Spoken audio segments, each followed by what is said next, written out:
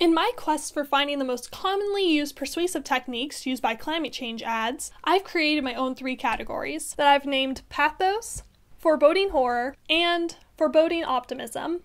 Let's start with a category saved for ASPCA, home commercials, and yep, this scene.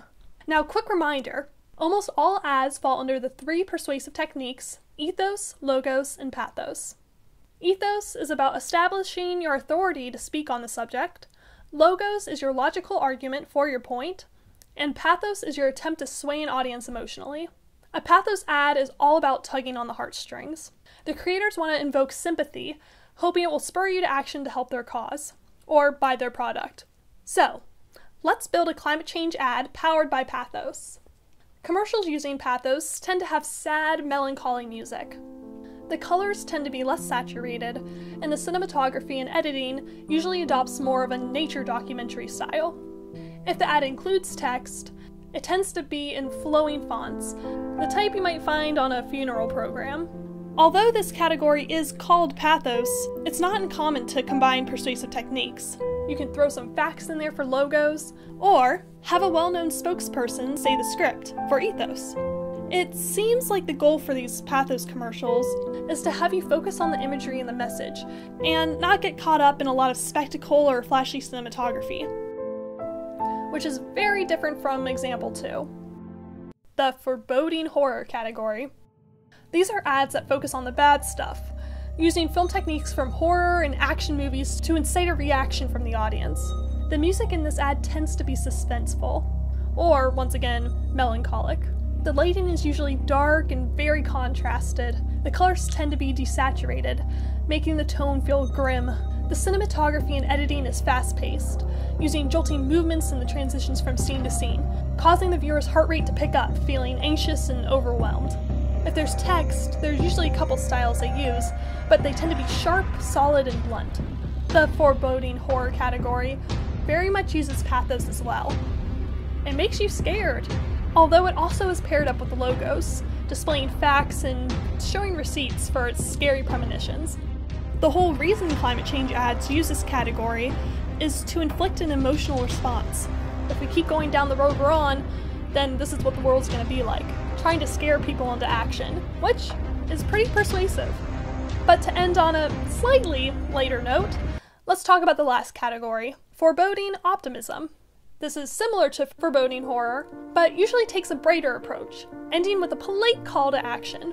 It's the supportive mother to the foreboding horror's stern father approach. This ad usually has whimsical music to it, whether it's more upbeat or sorrowful. It usually sounds similar to music you'd hear in a Pixar movie. One thing I noticed is that the majority of this category featured children, focusing on making the future brighter for the next generation. Specifically, I saw a couple of commercials that use the motif of using a storybook to tell the story of climate change. The ad tends to have more saturated colors, and more even, less contrasted lighting. Now, this usually all changes when we get to the climate change part of the story. It then becomes unsaturated and darker, but it still usually maintains its storybook quality. The biggest thing that defines this category is that it ends on a positive note. It emphasizes that we can beat climate change and revert the world back into a joyful state. This type of ad also appears to pathos. It has a whole narrative in a short video, starting happy, facing conflict, but ultimately defeating the bad guy and returning life to normal.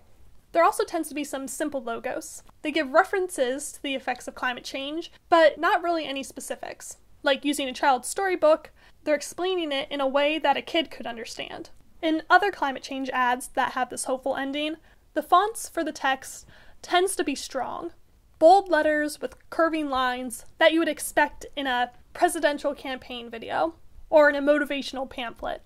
An interesting little tidbit I noticed while viewing all these ads is that big companies that aren't nonprofits, and ones that aren't directly linked to being especially eco-conscious, tended to use this foreboding optimism category the most. For example, this ad from the Van City Bank, and this Apple ad.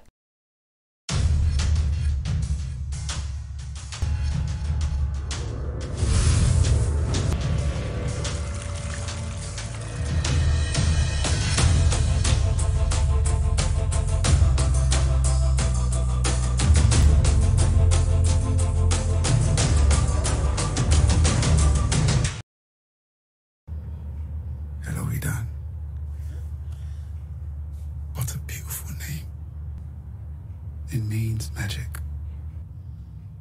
You won't understand what we're about to say, but one day, Edan, you will. Because we want to make you a promise.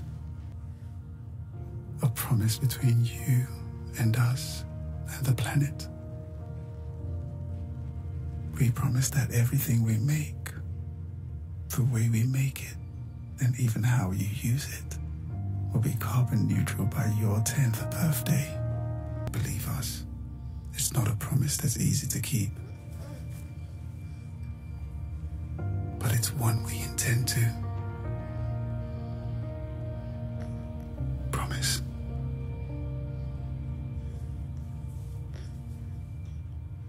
They want to support climate change, but they also don't want viewers to associate bad feelings with their product. So you most likely won't be seeing them using the foreboding horror category. Companies and nonprofits use these techniques because they've stood the test of time. So next time you see a climate change ad, see if it falls under one of these categories. Thanks for watching!